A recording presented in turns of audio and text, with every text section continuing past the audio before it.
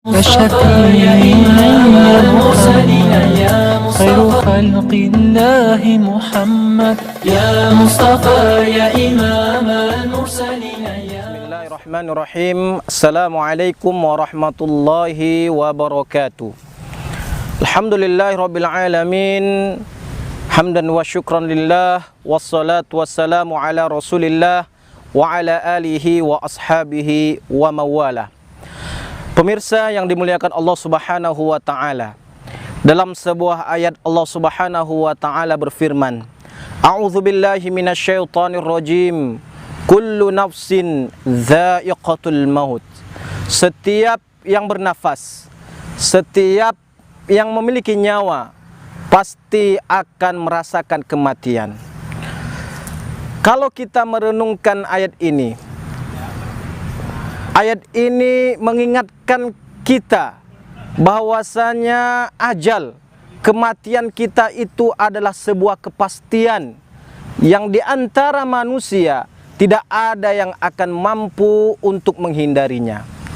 Sekuat apapun manusia tersebut, sekaya apapun harta yang ia miliki, akan tetapi ketika kematian sudah ditetapkan untuk menjemput dirinya, maka dia tidak akan mampu untuk menghindari kematian tersebut.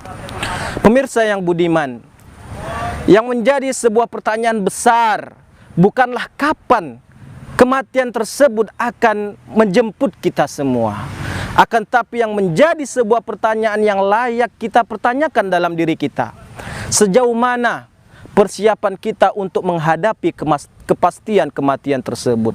Apakah kita sampai saat ini benar-benar sudah mempersiapkan diri dengan sebaik mungkin, sudah memiliki bekal yang baik untuk menghadapi kematian tersebut, ataukah sebaliknya sampai saat ini kita masih berada dalam kelalaian? Pemirsa yang dimuliakan Allah Subhanahu wa taala, dalam sebuah hadis baginda Rasulullah Muhammad sallallahu alaihi wasallam menyatakan kepada kita semua bahwasanya ada 4 hal yang patut kita persiapkan untuk menghadapi kematian, yang patut kita laksanakan di dalam kehidupan kita ini agar memiliki bekal yang baik setelah kematian kita. Apa 4 hal tersebut? Disampaikan oleh baginda Rasulullah Muhammad sallallahu alaihi wasallam dalam sebuah hadis yang diriwayatkan oleh Imam Tirmidzi yang berbunyi, qala Rasulullah sallallahu alaihi wasallam, la tazulu qadama 'abdin yaumal qiyamah hatta yus'ala an arba'. Tidak akan beranjak kedua kaki seorang hamba di hari kiamat kelak sehingga akan ditanyai, akan dimintai pertanggungjawaban atas 4 hal. Yang pertama, an umrihi fima afnahu, akan dimintai pertanggungjawaban atas usia yang ia miliki, dalam hal apa ia habiskan usianya tersebut.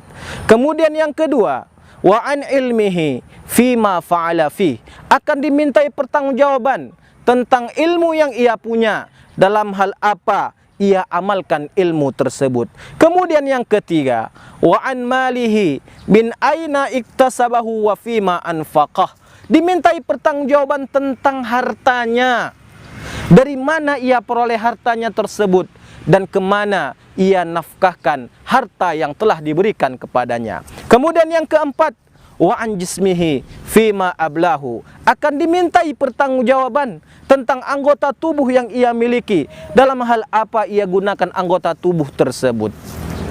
Pemirsa yang dimuliakan Allah Subhanahu wa taala, kita bahas keempat hal tersebut secara rinci. Yang pertama, an umrihi fima afnahu, kita akan dimintai pertanggungjawaban atas usia, waktu, umur yang Allah tetapkan kepada kita di dunia ini, dalam hal apa kita habiskan waktu, umur yang kita punya. Apakah kita senantiasa menggunakan setiap usia kita, detik-detik kehidupan kita untuk mendekatkan diri kepada Allah, taat kepada Allah, ataukah kebalikannya kita masih mempergunakan umur yang kita miliki untuk bermaksiat kepada Allah Subhanahu wa taala. Padahal sudah jelas Allah Subhanahu wa taala menyatakan dalam surat Az-Zariyat ayat 56, A'udzubillahi minasyaitonir rajim. Wa ma khalaqtul jinna wal insa illa liya'budun. Tidaklah aku ciptakan jin dan manusia melainkan hanya untuk menyembahku, kata Allah Subhanahu wa taala. Maka pemirsa yang dimuliakan Allah Subhanahu wa taala, melalui ayat ini Allah menjelaskan kepada kita bahwa tujuan kehidupan kita yang hakiki sebenarnya adalah untuk menyembah Allah Subhanahu wa taala, beribadah kepada Allah. Maka oleh sebab itu para pemirsa yang dimuliakan Allah, mari kita gunakan setiap detik kehidupan kita, usia yang kita punya, untuk melakukan aktivitas-aktivitas yang bernilai ibadah di sisi Allah Subhanahu wa taala. Ibadah di sini tidak hanya terkait dengan ibadah mahdhah, ibadah yang sudah terdapat syarat, ketentuan, rukun dan sebagainya. Akan tapi segala macam bentuk aktivitas yang kalau kita niatkan pada awal aktivitas tersebut untuk ibadah, mendekatkan diri kepada Allah Subhanahu wa taala, maka aktivitas tersebut adalah ibadah di hadapan Allah Subhanahu wa taala. Ada sebuah hadis baginda Rasul sallallahu alaihi wasallam yang menyatakan innamal a'malu binniyat. Sesungguhnya pekerjaan itu, setiap kegiatan, aktivitas yang kita lakukan itu tergantung pada niat yang ia miliki. Ketika seseorang berniat untuk beribadah kepada Allah, maka insya Allah segala aktivitas yang ia niatkan ibadah kepada Allah akan bernilai pahala ibadah di sisi Allah Subhanahu wa taala. Al-umuru bimaqasidiha. Setiap ibadah itu tergantung pada niatnya. Makan, minum, tidur yang kita lakukan ketika kita meniatkannya untuk beribadah, agar Allah menambah energi kita, semangat diri kita untuk beribadah kepada Allah. Mampu dengan makan, minum, tidur tersebut kita lebih giat untuk beribadah, melaksanakan salat, membaca Al-Quran, maka insya Allah makan, minum, tidur dan seluruh aktivitas yang kita lakukan itu bernilai ibadah, sehingga kita mampu menghiasi segala aktivitas kita berdasarkan niat ikhlas kepada Allah Subhanahu wa taala. Maka para pemirsa yang dimuliakan Allah Subhanahu wa taala, ketika kita mampu memanage niat kita atas seluruh aktivitas untuk beribadah kepada Allah, maka insya Allah kita akan termasuk golongan orang-orang yang beruntung, sebagaimana dinyatakan Allah Subhanahu wa taala dalam surat Al-Asr. A'udzubillahi minasyaitonir rajim. Wal 'asri, demi masa, innal insana lafi khusr. Sesungguhnya manusia benar-benar berada di dalam kerugian. Illalladzina amanu, kecuali orang yang beriman, wa amilus salihat, dan senantiasa melakukan amal-amal saleh. Wa tawassaw bil haq, saling nasihat menasihati untuk kebenaran. Wa tawassaw bis sabar, dan saling nasihat menasihati untuk menetapi kesabaran.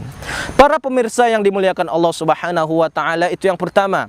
Kemudian yang kedua yang akan dimintai pertanggungjawaban dari setiap manusia adalah an ilmihi fima fa'ala fih, tentang ilmu yang ia punya, dalam hal apa ia amalkan ilmu tersebut.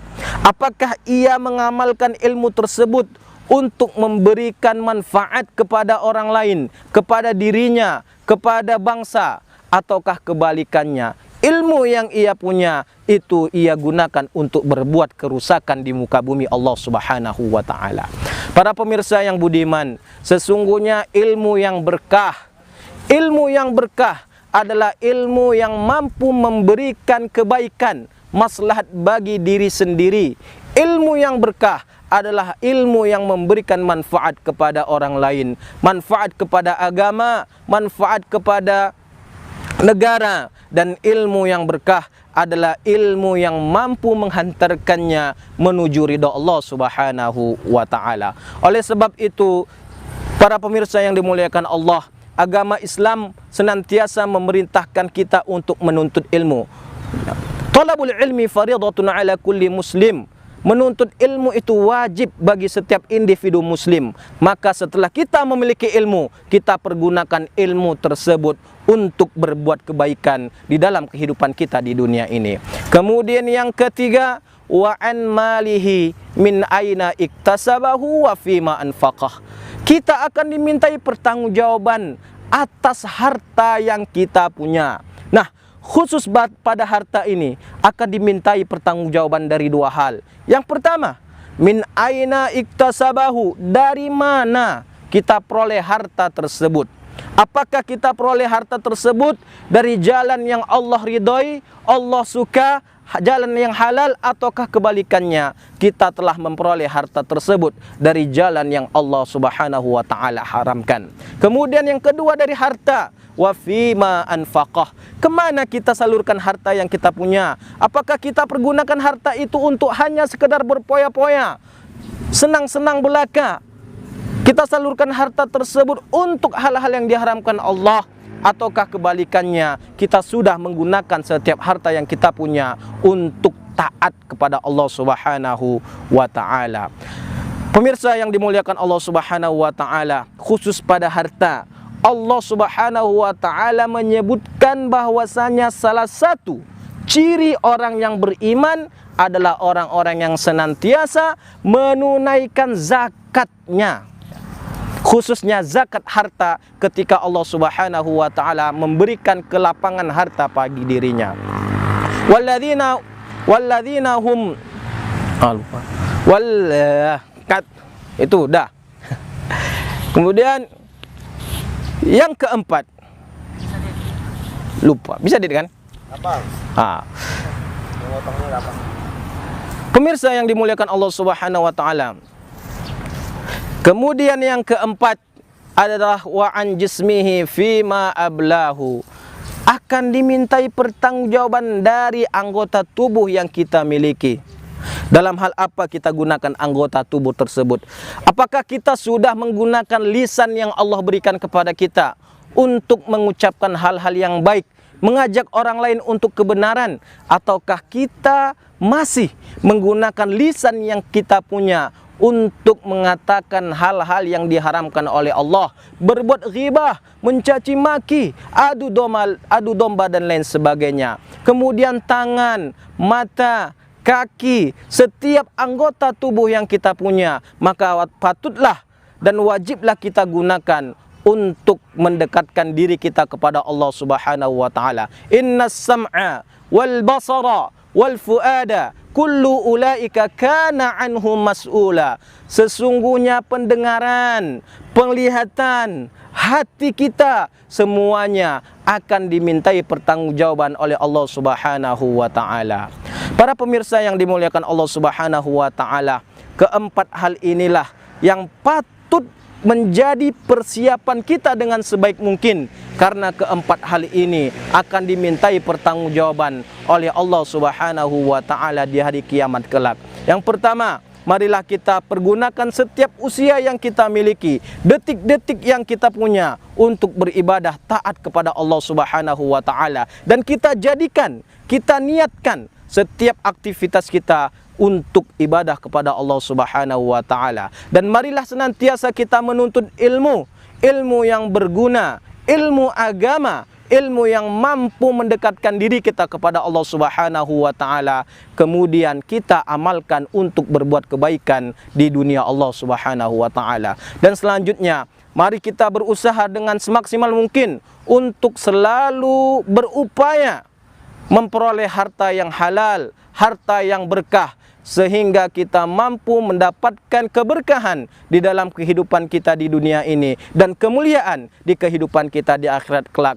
Kemudian marilah senantiasa kita menyalurkan harta-harta yang kita punya di jalan Allah Subhanahu wa taala. Dan yang terakhir, marilah senantiasa kita menggunakan setiap anggota tubuh yang Allah telah anugerahkan kepada kita untuk taat beribadah kepada Allah Subhanahu wa taala. Subhanakallahumma wa bihamdika asyhadu an la ilaha illa anta astaghfiruka wa atubu ilaik. Wassalamu alaikum warahmatullahi wabarakatuh. العين راح وكل شي ناسين أجامل مرة مرتين أدور معك وكل زين حتى المستحن شال